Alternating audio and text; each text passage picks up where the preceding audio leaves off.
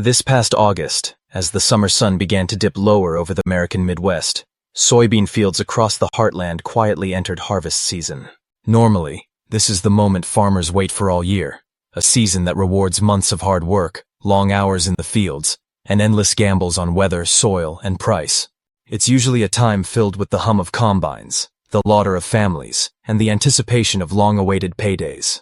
But in 2025, the mood was strikingly different. The air felt heavy, the conversation subdued. There was no celebration, no relief. Instead, silence hung over the farmland, broken only by the rattling of machinery and the whisper of dry leaves. The reason was no mystery. In every previous year, by this point on the calendar, China, the world's largest buyer of soybeans, would have already signed major contracts for the coming year. Those contracts were not just paperwork, they were lifelines.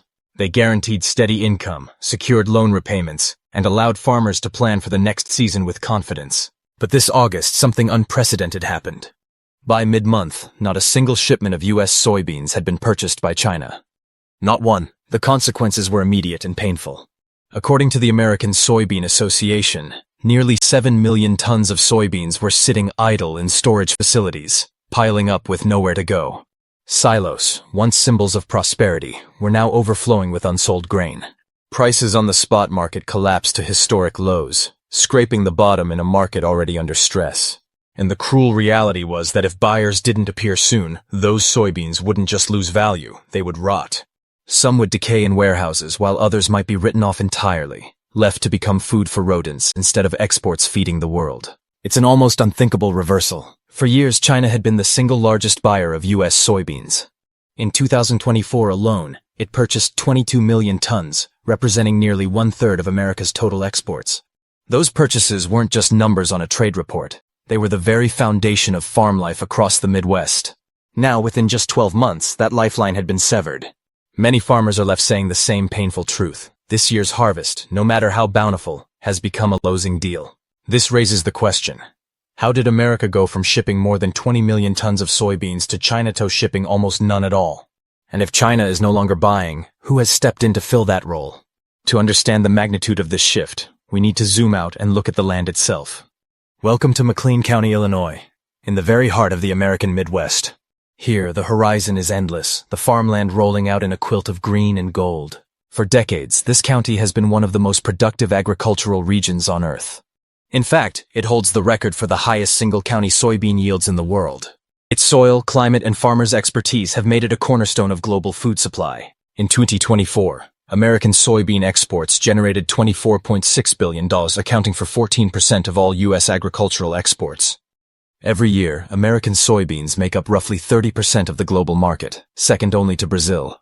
The soybean industry is not just about farms. It's an entire economic engine. Research shows it contributes at least $40 billion annually to the U.S. economy, supporting tens of thousands of jobs across farms, transportation, trading companies, and food processors. It's a tightly connected ecosystem, one that stretches from rural small towns to international ports, from local grain elevators to global markets. For more than 2 decades, China has been the centerpiece of this ecosystem. Since the year 2000, it has purchased nearly half of America's soybean exports year after year. The reasons were clear. U.S. soybeans offered consistent quality, with protein and oil content that suited both animal feed and food processing. America's transport system was efficient, moving beans seamlessly from farm to barge to port. Innovation in crop research ensured strong yields and reliable supply. And most importantly, the timing of the American harvest was perfect.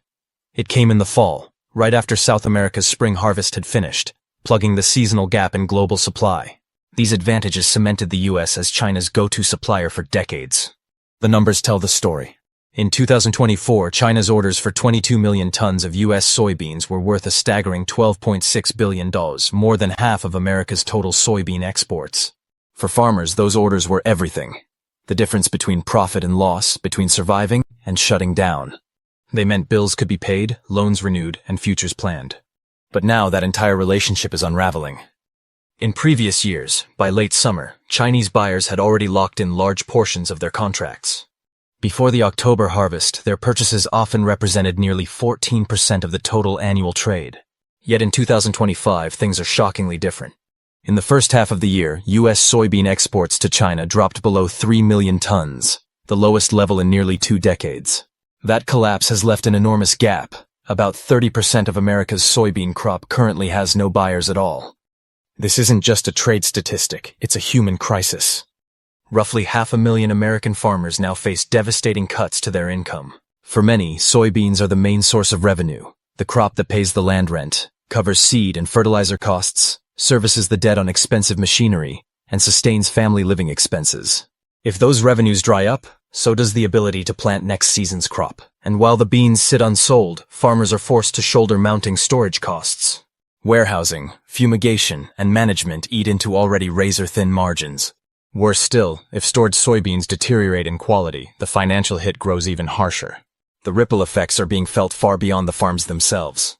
Entire rural communities depend on the soybean economy. Processing plants, trucking companies, barge operators, and grain elevators all rely on steady movement of product. When exports stall, the whole chain slows down, threatening jobs and businesses across multiple states. And this crisis has caught Washington's attention. Farmers form a powerful political base, especially for Trump, whose support is deeply rooted in agricultural states like North Dakota and Iowa. Shrinking farm incomes and collapsing exports are not just economic problems, they're political landmines. On August 10th, in a move that underscored the urgency of the situation, the president took to social media, calling on China to quadruple its soybean orders and promising quick and efficient service. But Beijing's reaction was telling. Instead of rushing to respond, China stayed silent. 11 long days passed before any official reply came, leaving farmers, traders, and policymakers all staring uneasily at the silence. The pressure was mounting in America's heartland. Soybean fields stretched endlessly across the Midwest, but instead of being symbols of prosperity, they had become silent reminders of uncertainty. As the crisis deepened, Caleb Ragland, chairman of the American Soybean Association, took a desperate step. He wrote directly to the White House. His letter was urgent, almost pleading. Farmers, he said, were running out of time. Their cash flow was collapsing just as harvest season approached. Prices for soybeans were plunging day by day. Yet the costs of farming, fertilizer, diesel, equipment, interest on loans, were all climbing relentlessly. For farmers, the math no longer added up. The reality was stark. Warehouses across the country were overflowing with nearly 7 million tons of unsold soybeans. Prices on the spot market had sunk to rock bottom. And if the stockpiles stayed untouched, the outcome would be grim. These beans could rot in storage or worse, become food for rats. This wasn't just a financial crisis, it was an emotional one. Farmers who had spent their lives working the soil were watching their livelihoods crumble before their eyes. Naturally, the question arose, why had China, for decades the biggest buyer of American soybeans, suddenly closed its doors? The answer lay in a single word: tariffs. From the first days of his presidency, Donald Trump wielded tariffs like a weapon, raising duties on imports from across the globe. China inevitably became a prime target. In April, Washington pushed tariffs on Chinese goods as high as 145%, citing the so-called Sentinel issue. Beijing struck back. Among its retaliatory measures was a 25% tariff on American soybeans. Overnight, U.S. farmers lost their strongest competitive edge. Soybeans that were once prized for being both high quality and affordable became too expensive for Chinese buyers. In the months that followed, Washington and Beijing engaged in round after round of negotiations. Eventually, they reached a temporary truce, a 90-day suspension of certain tariffs. During that window, the soybean tariff dropped to 10%, but everyone knew such a deal was fragile. 90 days is nothing in global trade. At any moment, tensions could flare again, reversing policies overnight. If Chinese importers rushed to buy during this uncertain window, they risked catastrophic losses should tariffs spike back to punitive levels. The truce, then, was more illusion than solution. Some asked, why didn't the U.S. simply find new markets? Couldn't American soybeans be sold elsewhere? The harsh truth is that agriculture doesn't work that way. Global commodity contracts are arranged months, sometimes years, in advance. Buyers and sellers build stable, long-term relationships. Replacing China, the world's largest and most stable soybean customer, wasn't simply difficult, it was nearly impossible. Europe, for example, was no alternative. Europeans consume far less soy-based food than the Chinese. Milk, not soy milk, dominates their diets, and most soybeans imported into the EU are used as livestock feed. In fact, during 2023 and 2024, American soybean exports to Europe added up to less than 1/10 of what had been sold to China in the same period. Australia, with its vast grasslands and self-sufficient animal feed industry, had little interest in imports at all. Perhaps India then? After all, it was rising quickly as a global power. But here too, the door was firmly shut. Despite its rapid industrialization, India remains at its core an agricultural country. Small family farms dominate rural life, and the government has been relentless in protecting its farmers. Cheap American soybeans flooding into India would devastate local agriculture. Prime Minister Modi's government made it clear, even under U.S. tariffs of 50%, India would hold firm, refusing to open its agricultural or dairy markets. The clash between Washington and New Delhi became a standoff with no resolution in sight. If neither Europe, Australia, nor India could replace China, then where were soybeans heading? Reports soon emerged that across the Pacific, massive cargo ships loaded with soybeans were indeed making their way to Chinese ports, but not from America. They were sailing from Brazil. China had quietly shifted its purchases.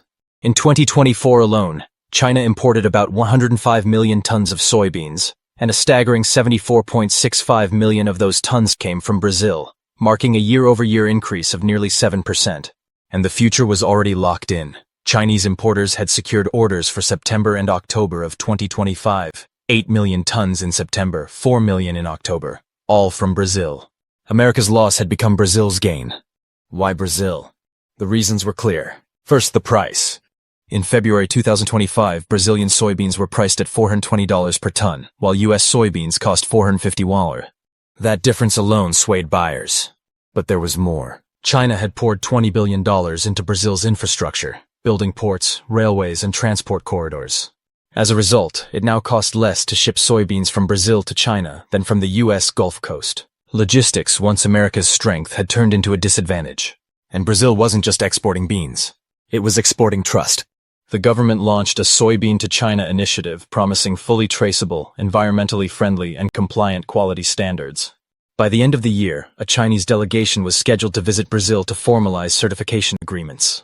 Beijing wasn't just buying soybeans, it was building an entirely new supply ecosystem, one designed to reduce reliance on America permanently. But Brazil wasn't alone. Argentina also entered the scene. Just last month, China restarted imports from Buenos Aires, with the first shipment of 30,000 tons bound for Guangzhou port. The price? About $360 per ton, far cheaper than the $440 per ton U.S. soybeans were fetching. Though small in scale, Argentine farmers made their intentions clear. No matter how much China needs, they declared, we can supply it, and we won't raise prices. The message was unmistakable. Argentina was ready to challenge America's place in the market. For the U.S., the consequences went beyond immediate losses. Soybeans were more than crops. They were symbols of America's dominance in global agriculture. But dominance depends on markets. If Brazil and Argentina cement their position as China's suppliers of choice, America risks losing not just temporary contracts, but its largest buyer, permanently. The Midwest's overflowing silos, the desperate letters from farm associations, the mounting debts of rural families, all of these are symptoms of something bigger. A trade war that was meant to punish rivals has instead backfired, placing America's farmers at the mercy of geopolitics. Unless Washington finds a way to rebuild trust with Beijing, the golden era of U.S. soybeans may be gone for good. So the question remains, can America win back the Chinese market? Or has that chapter already closed forever? And to keep following this unfolding story, make sure you subscribe and turn on notifications. We'll bring you more insights, updates, and the deeper truths shaping our world.